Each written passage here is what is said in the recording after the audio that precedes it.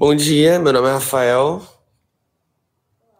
Olá, meu nome é Laís, faço engenharia elétrica com ênfase em computação.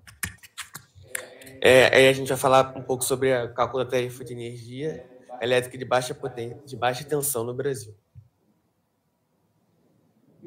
Primeiro a gente vai falar uma introdução, né? A gente vai falar sobre o grupo, os subgrupos, como ela é calculada, as tarifas, os tributos, a isenção, como ela é feita os cálculos da, do que o consumidor vai pagar. Depois a gente vai falar dos subgrupos, tipo de tarifa, exemplo, e depois a gente vai falar das aplicações. Então, a tarifa de baixa tensão no Brasil, ela, ela é especificamente para consumidores de residenciais e pequenos comércios, porque eles acabam tendo que usar menos tensão. Então, eles pagam.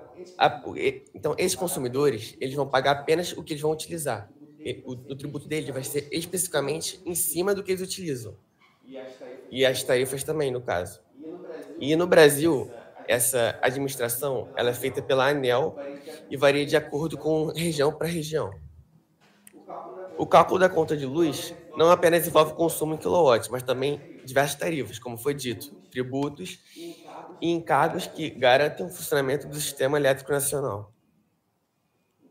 Então, os clientes de médio e grande porte são geralmente clientes acima de 1.000 kV.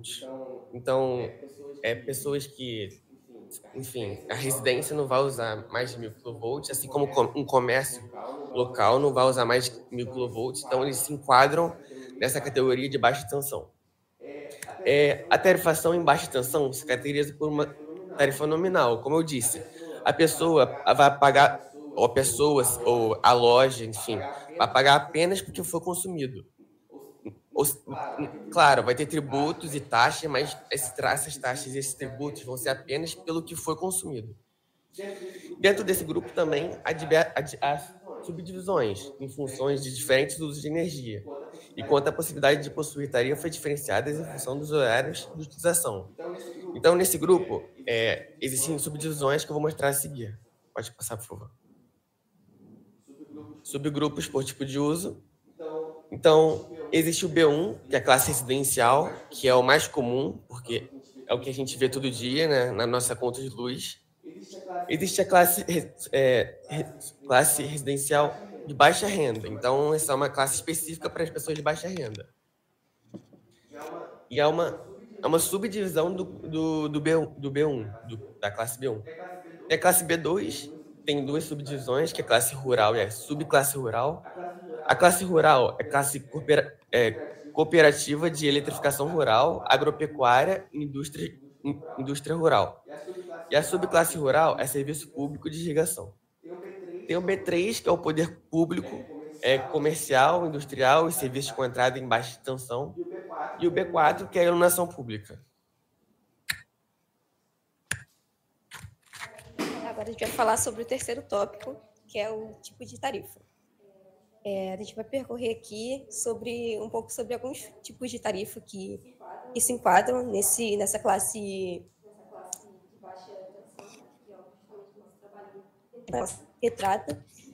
E, primeiramente, a gente tem que deixar claro que existe um custo mínimo mensal na conta energética dos consumidores do grupo B. Independente de haver consumido, sei lá, consumir X quilowatt-hora por mês, mas você vai ter que ter um valor base já em relação a quanto que você vai pagar no final do mês. Aí eu botei aqui, o custo de disponibilidade corresponde ao valor mínimo mensal na conta de energia dos consumidores do grupo B, independente de haver consumido o valor mínimo. O valor mínimo de quilowatt-hora depende da ligação desse consumidor. Se ele é um cliente monofásico, bifásico ou trifásico. O monofásico é 30 kWh, os bifásicos é 50 kW e os trifásicos 100 kWh. Agora eu vou falar um pouco sobre a tarifa convencional. Se caracteriza por possuir um único valor de tarifa de consumo de energia, independente do dia e da hora. Essa é a tarifa que a gente geralmente vê que a maioria das pessoas tem, né? A gente paga pelo que a gente consome. Eu vou falar daqui a pouco, no slide a seguir, sobre a tarifa branca, mas eu preciso falar da convencional primeiro para depois a tarifa branca fazer mais sentido.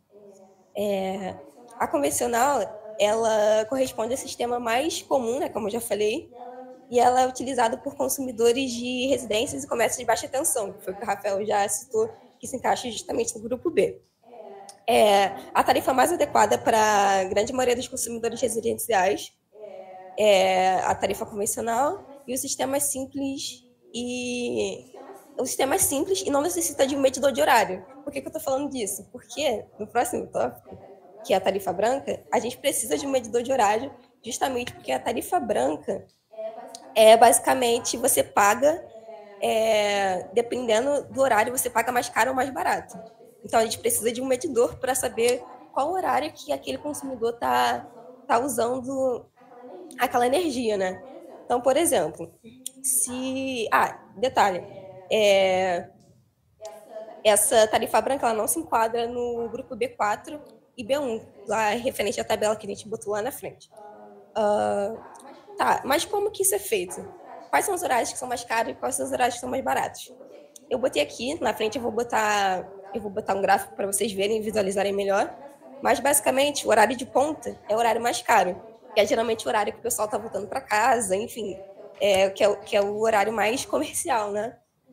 As pessoas já chegam ligando a luz quando chegam em casa, e aí eles fazem essa tarifa branca justamente para que menos pessoas. É um incentivo, né? É um incentivo para que menos pessoas usem no horário mais aplicável, né? E aí tende a ser mais caro justamente para as pessoas não usarem entre 6 e 9 horas.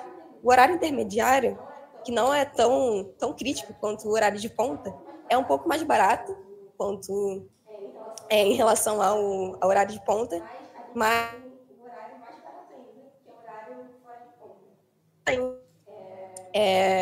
que o horário fora de ponta é onde está mais barato, né? Geralmente nos horários de madrugada, que todo mundo está dormindo, e aí, como tem pouca gente consumindo energia, tende a ser mais barato. Eu vou falar aqui, ó, deixar bem bonitinho aqui o graficado para vocês verem que tá aqui, ó, tarifa mais barata é essa azulzinha aqui. A tarifa mais cara é o horário de ponta, que eu falei, né? De 6 às 9. É o horário que o pessoal tá chegando em casa. E a tarifa intermediária é em laranja. Ih, tá descarregando aqui. E é horário em laranja. Tá aqui a fonte, que tá lá no final do trabalho, do slide. E agora eu vou falar um pouco sobre as bandeiras tarifárias. Desculpa. O sistema de bandeira é basicamente para quando a gente não está tendo um tempo favorável em relação às chuvas, né? Porque eu acho que a maioria daqui sabe que a maior parte da nossa energia elétrica no Brasil vem da água, né?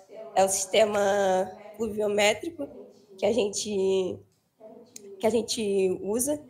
Então, quando está tendo um período de baixas chuvas, o que acontece é que existe um tipo de tarifa que aumenta um pouco o valor, o custo, justamente para poder garantir que o consumidor tenha energia em casa, né? E aí está aqui, o sistema de bandeiras tarifárias foi idealizado para operar como uma compensação financeira sempre que houver um maior uso de fontes termoelétricas, porque a gente precisa usar esse tipo de fontes termoelétricas justamente porque a gente tem uma limitação em relação ao índice pluviométrico, né? No Brasil, a maior parte da energia vem das hidrelétricas, como eu já disse, que dependem da água dos rios. Quando chove pouco, os reservatórios das hidrelétricas ficam baixos, reduzindo a capacidade de geração. Nesse cenário, é necessário ativar as termoelétricas para garantir que não falta energia no país. E, detalhe, as termoelétricas elas são custosas tanto para a gente, né? Ela é mais custosa para ser gerada, mas também é custoso em relação ao planeta, né? Porque não é uma energia, não é um tipo de energia renovável. Então, ela costuma ser mais cara justamente por esses motivos.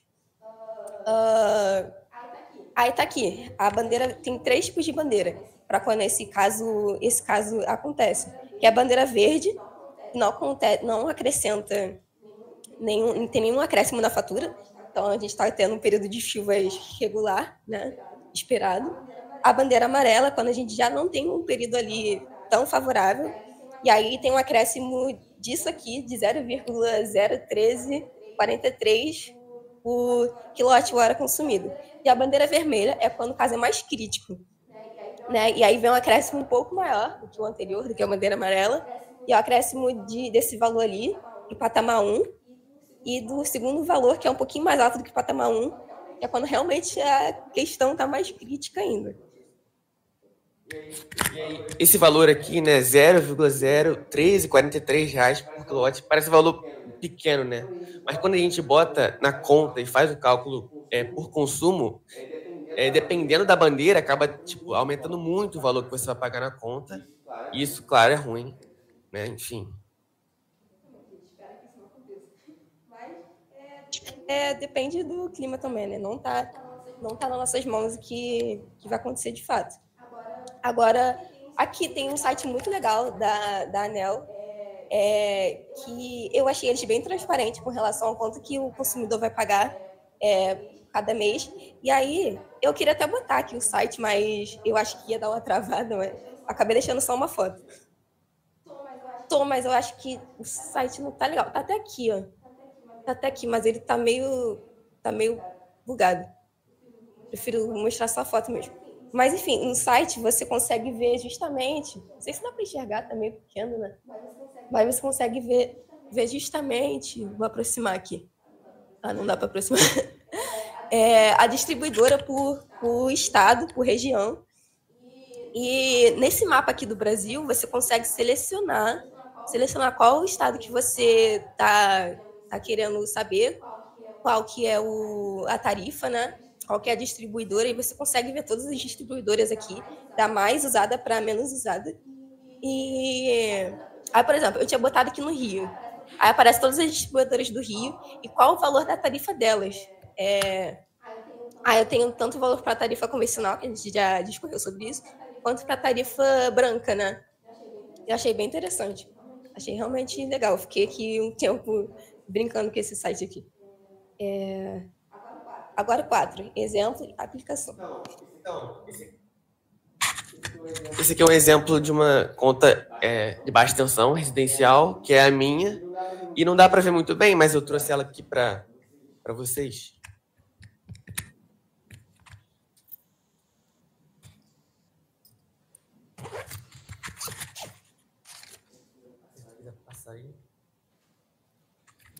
E aí,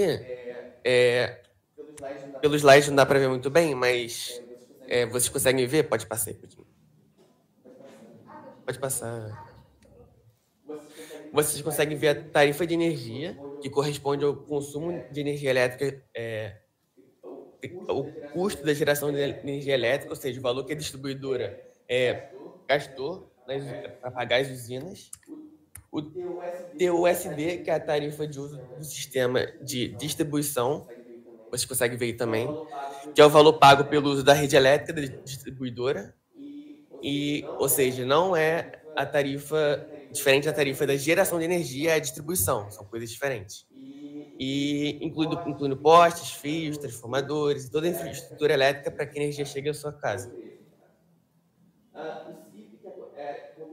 Contribuição de iluminação pública, que todo mundo tem que vem na conta de luz, que é obrigatório também. O juro e a multa, você consegue ver aí também. Pode passar, Piscinho. E nesse caso, que é a minha conta, teve um consumo de 355 kWh. A tarifa, o TE, foi 0,38763. A tarifa do TUSD foi de 0,82501. A tarifa total, que é o TE vezes 3, que é o TE vezes 3,55, que é o consumo, mais o TUSD vezes 3,55, que é o consumo, mais os extras, deu R$ 468,35. E é isso. Aqui tem as referências do nosso trabalho. E eu acho que é isso. A gente principalmente consultou um trabalho que foi feito pela IFRJ. E a gente consultou também o próprio Enel, porque, como eu disse, tem bastante coisa clara. Inclusive, eles têm um canal no YouTube que... fechei aqui o YouTube, mas enfim, tem um canal no YouTube que eles explicam muito bem, detalhadamente, o que acontece, como que é feito cada processo na empresa. E, enfim, para quem quiser aprender mais sobre isso, eu recomendo que vejam o canal deles, porque realmente é muito acessível. Eu achei isso bem interessante. E é isso. Eu deixei aqui a referência do canal no YouTube, se vocês quiserem ver. E é isso. Esse foi o nosso trabalho.